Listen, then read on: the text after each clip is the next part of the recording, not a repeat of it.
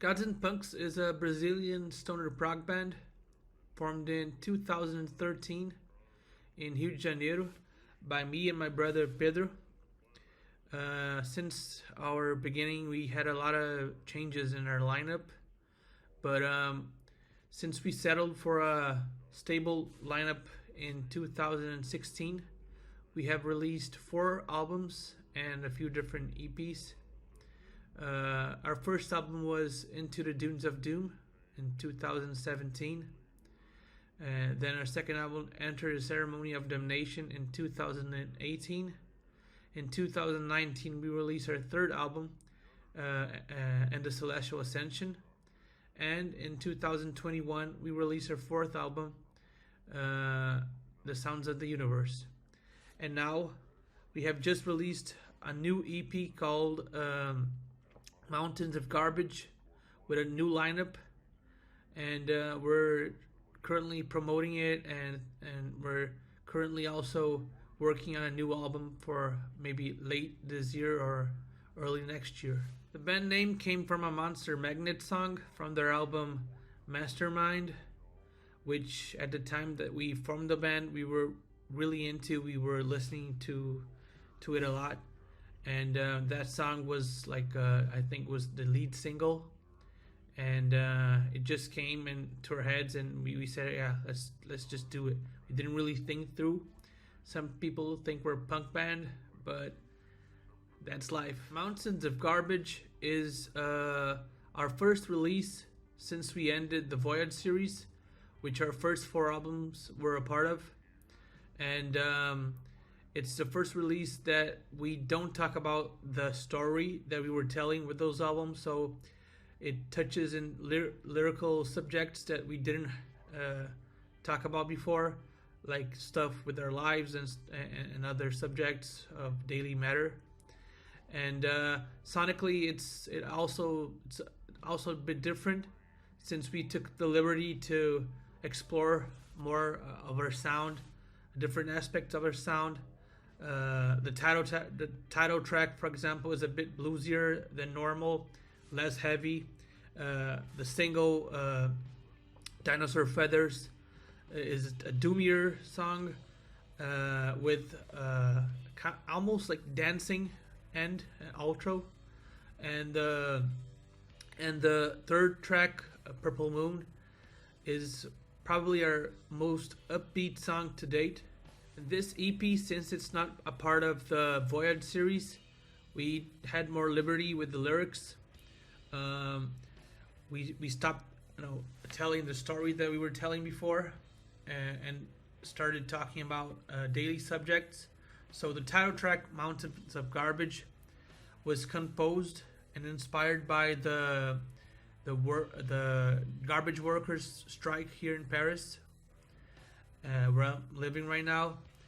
And I saw the garbage and the trash that the people were producing, and it wasn't being swept under the rug.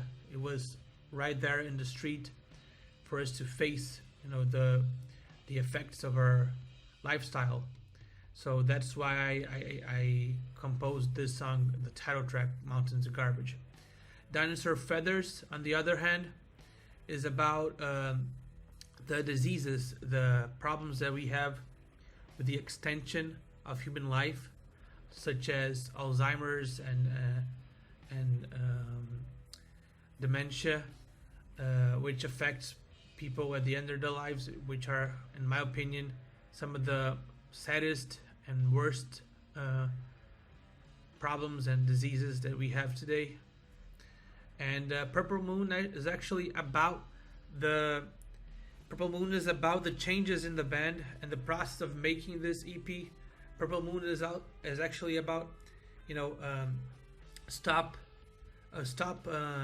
waiting for the right time to release this EP, and just do it the way that we could do it. Just try to adapt to our current situation. The EP cover art was done by a friend of mine, which was responsible for the cover art of our last album, The Sounds of the Universe, and the acoustic EP Different Dimensions, which is Bruno Cross. He designed the cover art after an idea that I had, which was to combine a photograph that I took with a monster, which is inspired by two different creatures, which is Cthulhu and the Godzilla monster Hedorah. So I wanted to make something that was frightening and nihilistic, such as Cthulhu, but also came from our own actions. Was the result of our actions, the consequence, such as Hedorah, which is a monster that was made by pollution. So that combining those two monsters, we made the creature that's on the cover. And Bruno Cross, he brilliantly combined the art with the picture that I took of the mountain, which is the south of France, almost between France and Italy. And yeah, we loved it. We think it really captures the sound and the overall vibe of the EP. Outside of music, I work with marketing and design. I'm currently based in Paris.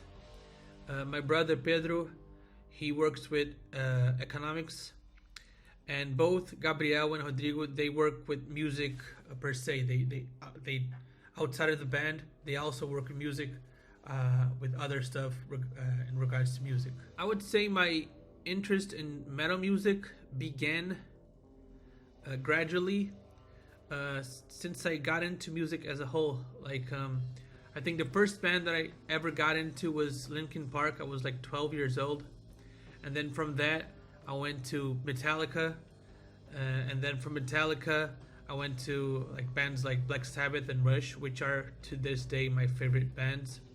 And then I got into stoner and doom metal, and it was actually a step-by-step evolution, which to this day I couldn't like draw a line and saying this is when I got into metal music, because I got into Metallica right after Linkin Park, but when you get into doom metal, when you look back of what you thought Metallica was, you were like, yeah, is that when I got into metal music, or was I only into Metallica, you know?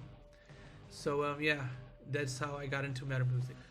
Yeah, I think the biggest obstacles and challenges we faced as a band was trying to balance our work life, our daily lives with the band, as well as I think today our biggest challenges are locations.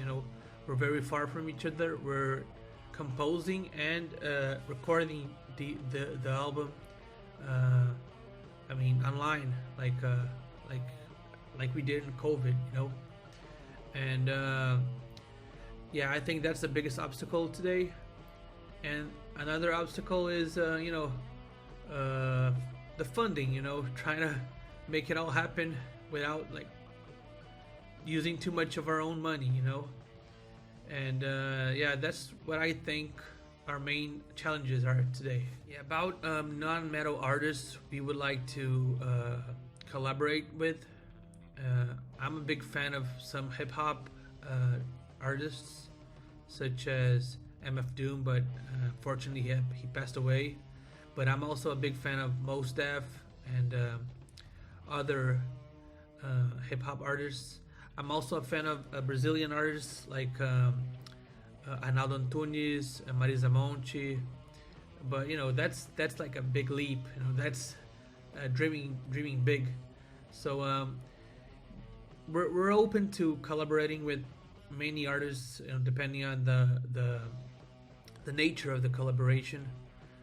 I don't see myself as a hardcore metal fan that would only do metal music or would only collaborate with metal artists. No, I think I think music is great. A lot of any type of music can produce great music. It just has to be good.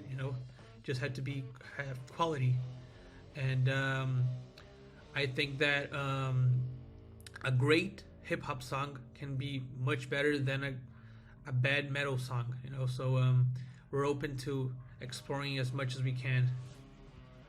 Yeah, stoner and doom are genres that evolved a lot throughout the decades, to the point that they're almost seem like one genre today, from a certain point of view. But I'm a big fan of traditional doom like Pentagram, Saint Vitus, Witching Altar, as well as I'm a big fan of older stoner bands like Kaios and Fu Manchu.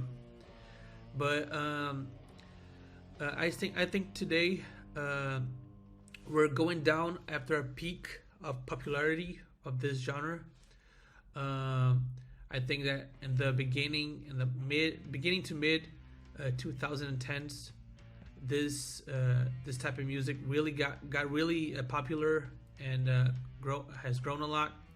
And now it's it's going a bit more back to a niche thing. And but I think that there are so many types of music within these two genres that it's hard to point out like how it evolved exactly. There are many branches that came from Black Sabbath. Actually, we know the origin. The origin is Black Sabbath, but since then, so much stuff happened. So many different types of stoner and doom metal.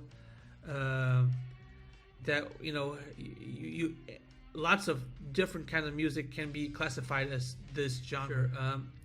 In Brazil, a while ago, I think in the mid 2010s, there was a huge boom of stoner and doom in Brazil. Lots of bands got more popular. They released great material.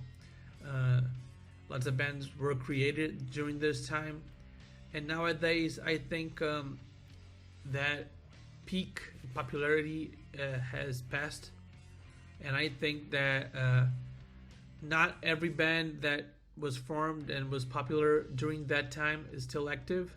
But it's still... we're still seeing the results of that boom, that popularity boom. And there are a lot of great bands. I mean, Blind Horse, which Rodrigo and Gabriel are a part of. Stonehouse on Fire, which André and Kleber, who mixed our albums and our EP, are a part of. There's also like Spiral Guru, which I think is a great band. Lots of great bands like Son of a Witch and Pesta. So there's a lot of great artists in Brazil in this genre.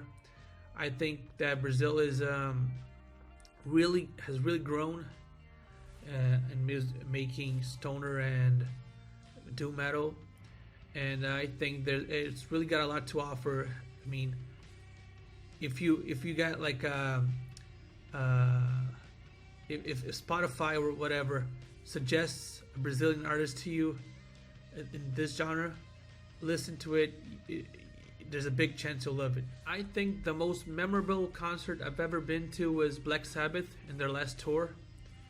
I mean, I had never seen them before live, and I loved it.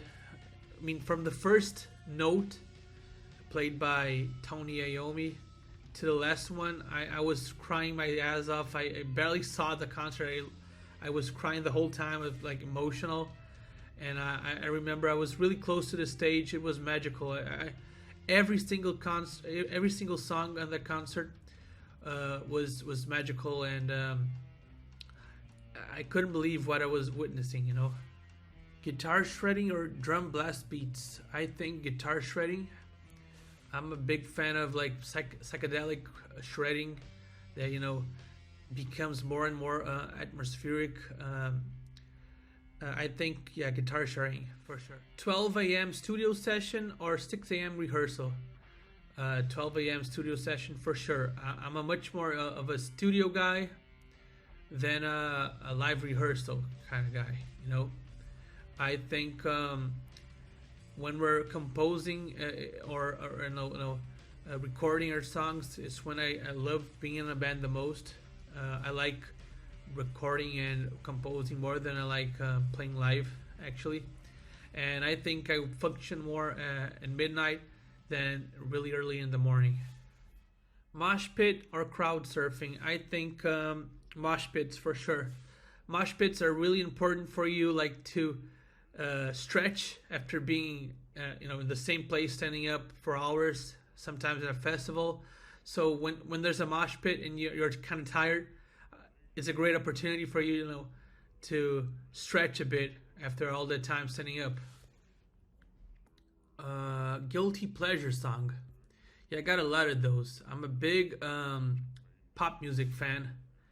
I love Lady Gaga. I love Dua Lipa. I love Britney Spears. And I think the song that I would choose today, I mean, the last Lady Gaga record was great. And there was a song that I loved a lot. And it was probably the song that I listened to the most that year, which was, I think, 2020. It's called Enigma. I love that song. I think she sings her ass off. I've never seen her sing like that. I also loved Dua Lipa's last album, Future Nostalgia. There's some great songs in there, and I can't really choose one, but I love that album. Yeah, that's, I think my guilty pleasure songs are like Lady Gaga and Dua Lipa and Britney Spears songs all the way. Future plans, I think, for we're recording an album right now. We're working on our next album, which is a concept album, really important to us, to me actually. Get more into more details later. But our future projects, our future ideas are to release that album maybe later this year or early next year, depending on what label we release it in and that kind of stuff. And depending on the circumstances, I'm trying to see if it's possible for a European tour next year. Maybe play some festivals and stuff like that. And that would be great to promote our new album. I think that's our future plans right now. And not much else. If you don't know the band, I invite you to listen to our music, all of our albums and EPs and singles. There's probably lots of stuff there that you could like.